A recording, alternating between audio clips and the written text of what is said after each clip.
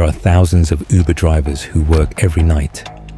Most of them have strange stories, drunk passengers, people who disappear without saying goodbye, late-night arguments. But there was one driver who accepted a ride from a woman who had already been murdered. This is that story. Welcome to the Unseen Hour.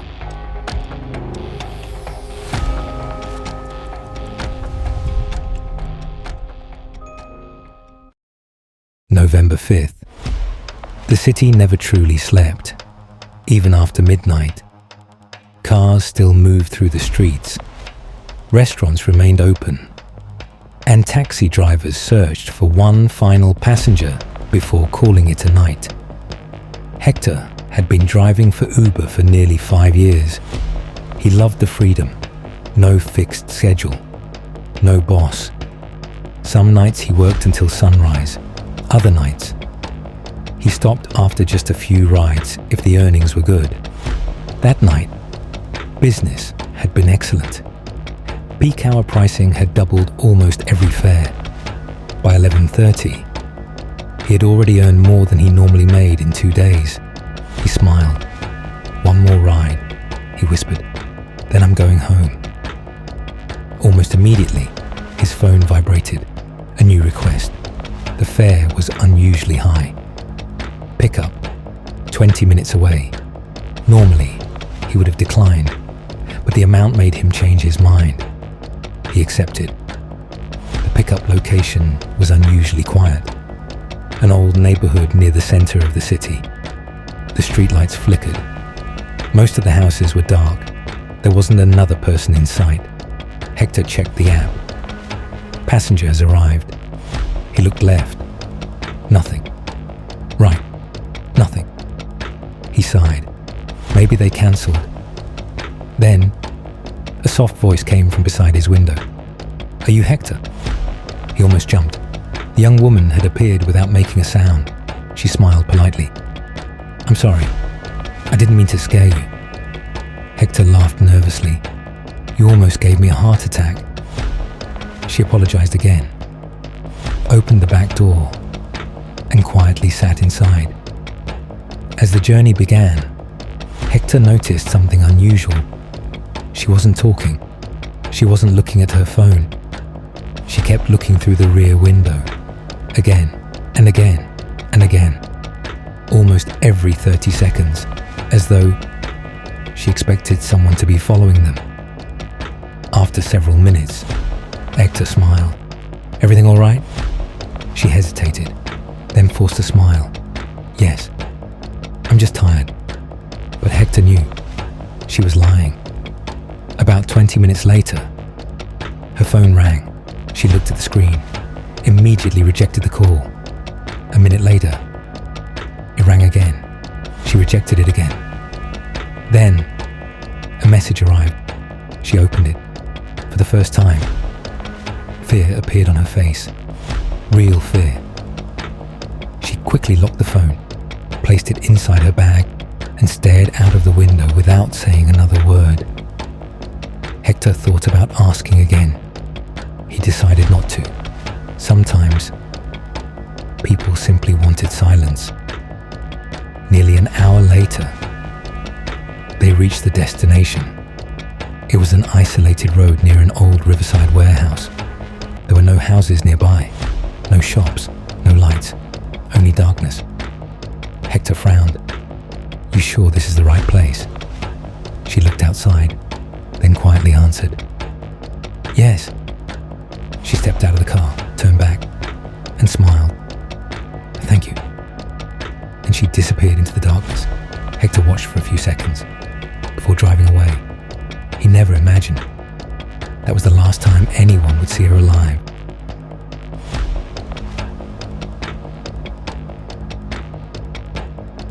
He reached home shortly after 1 in the morning. His wife was still awake. "You finally decided to come home?" He laughed.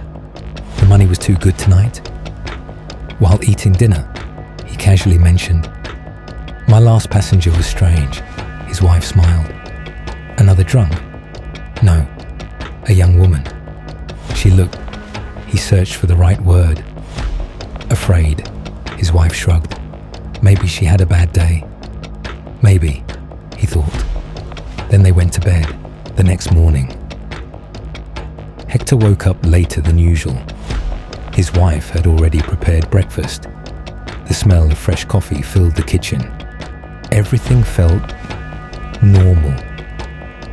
He switched on the television while buttoning his shirt. The morning news had just begun. And now our top story. Police have discovered the body of a young woman near the old Riverside warehouse late last night. Hector wasn't paying attention. He reached for his coffee. Then, the news anchor continued. The victim has been identified as... A photograph appeared on the screen. The cup slipped from Hector's hand. It shattered across the kitchen floor. His face turned white. His wife rushed in. Hector. He couldn't answer. He simply pointed at the television. She looked, then looked back at him. You know her? His lips trembled. She was my last passenger. Neither of them spoke. The police believed the murder had happened sometime after midnight. Exactly after Hector had dropped her off. He kept replaying the journey in his mind. Every conversation, every traffic light, every turn. Had he missed something? Had someone been following them? He couldn't remember. The rest of the day felt endless. Every passenger reminded him of her.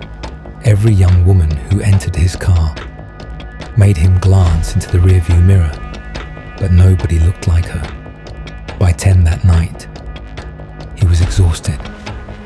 He switched the app off, then looked at the screen again. One final ride.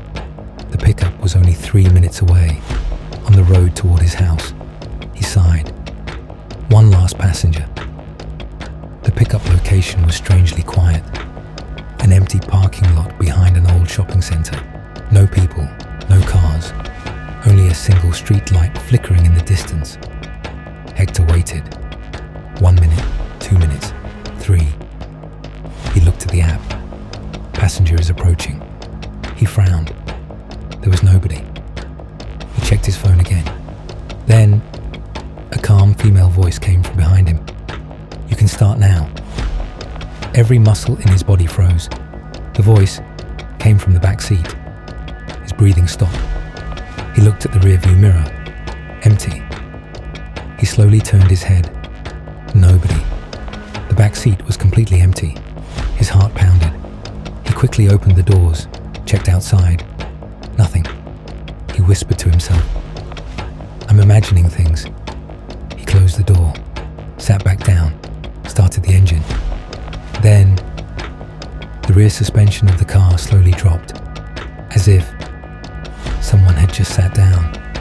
The seatbelt warning light flashed once. A passenger in the back seat. Hector couldn't move.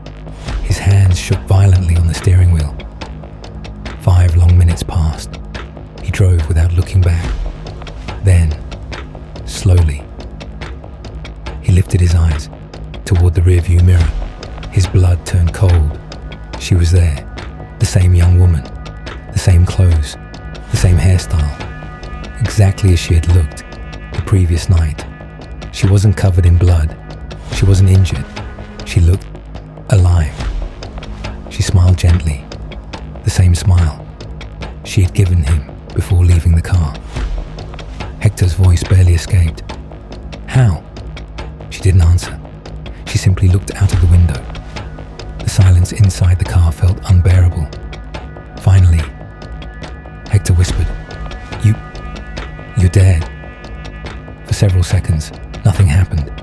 Then, without turning toward him, she quietly said, No. A long pause.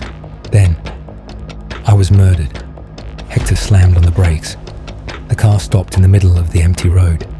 He turned around. The back seat was empty, completely empty. His breathing became rapid. He rubbed his eyes, looked again. Nobody. Then, A soft whisper reached his ears. So close. It felt as though someone was sitting beside him. "You forgot something." Hector spun around. Nobody. "What?" he shouted. "What did I forget?" Silence. Then, one final whisper. "You saw him." The dashboard clock suddenly reset itself. 0, 0, 0, 0. The radio burst into loud static. The interior lights flickered. Then everything returned to normal, as if nothing had happened. Hector raced home. His wife opened the door. She immediately noticed his face. "Hector, what happened?" He grabbed her shoulders. "You have to believe me. I just picked her up again." His wife stared at him. "What are you talking about?" "The woman from the news. I saw her. She was in my car." His wife gently took his hand. "Hector, you haven't slept properly. You're in shock." "No," he whispered. "I'm telling you. I saw her." He couldn't sleep, not for a single minute. Instead, he opened the Uber app. He wanted to see the ride, to prove to himself he wasn't losing his mind. He opened his trip history. Tonight's ride was there. Pickup, distance, time. But something was wrong. The passenger's name was missing. Instead, there were only 2 words. "Thank you." No profile picture, no payment, no fare, no receipt. Just, "Thank you." Hector stared at the screen. His fingers trembled. Then, the trip disappeared, right in front of his eyes, as though it had never existed. Hector didn't sleep, not even for a minute. The words echoed through his mind over and over. "You forgot something. You saw him." But no matter how hard he tried, he couldn't remember. Every detail of that first ride replayed in his mind like a broken film. The empty streets, the frightened passenger, the phone calls, the warehouse, the goodbye. Nothing made sense. The next morning, Hector drove back to the place where he had dropped the young woman. Yellow police tape still surrounded the area. Detectives were collecting the last pieces of evidence. He stood at a distance, staring at the empty road. Then, his eyes fell on a security camera attached to an old warehouse. His heart skipped a beat. "A camera," he whispered. "If it had been working, it might have recorded everything." Hector walked into the nearest police station. The detective at the front desk looked up. "Can I help you?" Hector took a deep breath. "I was the last person to see the murder victim alive." Within minutes, he was sitting across from Detective Samuel Brooks. Brooks listened carefully as Hector described the ride. He left out only one thing: the ghost. No one would believe that. When Hector finished, the detective nodded. "We've already collected footage from nearby cameras." Hector leaned forward. "Did any of them work?" Brooks sighed. "Only one. But the quality is terrible." A laptop was placed on the table. The detective played the footage. The timestamp matched the exact moment Hector had dropped the young woman. The Uber stopped. She stepped out. She thanked Hector. The car drove away. For a few seconds, nothing happened. Then, a black sedan slowly entered the frame. It stopped several meters behind her. A man stepped out. His face couldn't be seen, only his silhouette. The woman took a step backward. Then, the video froze, corrupted. The detective closed the laptop. "We've watched this 100 times. It tells us almost nothing." Hector stared at the frozen image. Something felt familiar, very familiar. That night, Hector couldn't stop thinking about the black sedan. He'd seen it before. He was certain. But where? He closed his eyes and replayed the ride again. The woman checking the rear window. Again and again. Suddenly, his eyes opened. "The mirror," he whispered. She hadn't been looking behind the car. She had been looking at the reflection in the rearview mirror, trying to see the car that was following them. He rushed to his own car, opened the dashcam footage from that night. He had completely forgotten it was recording. His hands trembled as he watched. There it was, a black sedan, keeping the same distance, never overtaking, never falling behind, for the entire journey. Then, just before the destination, it disappeared. Hector paused the video, zoomed in. The image became blurry, but one detail remained clear: a custom chrome emblem fixed to the front grille. A rare emblem, one sold only by a single luxury garage in the city. The police traced every vehicle fitted with that emblem. Only 11 cars matched. 10 owners had solid alibis. One did not. The owner was Daniel Cross, the woman's former fiancé, the same man who had reported her missing with tears in his eyes. When police searched his garage, they found the black sedan. Its tires matched the tracks near the warehouse, hidden beneath a loose floorboard. They found the woman's phone, still containing the unanswered calls Hector had seen that night. Daniel was arrested. During questioning, he finally confessed. She had discovered his involvement in a financial fraud. She planned to expose him. He begged her to stay silent. When she refused, he followed her after she left Hector's car. The warehouse had been chosen because no one would hear her scream. The city called Hector a hero. News reporters waited outside his home. Police thanked him publicly, but Hector never told anyone the whole truth. No one would have believed him. 3 nights later, after finishing his shift, his phone vibrated one last time. New ride request. Pickup location. Riverside Cemetery. Hector smiled softly. "I was wondering if you'd come back." He accepted. And when he arrived, she was standing beside the old iron gates. No fear, no sadness, no anxious glances over her shoulder. She opened the back door, sat down. For a moment, neither of them spoke. Finally, she smiled. "You remembered." Hector looked into the rearview mirror. "I almost didn't." A tear rolled gently down her cheek. "Thank you," she whispered. "You were the last stranger who asked if I was all right. I never forgot." Hector felt a lump in his throat. "I'm sorry. I should have done more." She shook her head. "You did. You listened."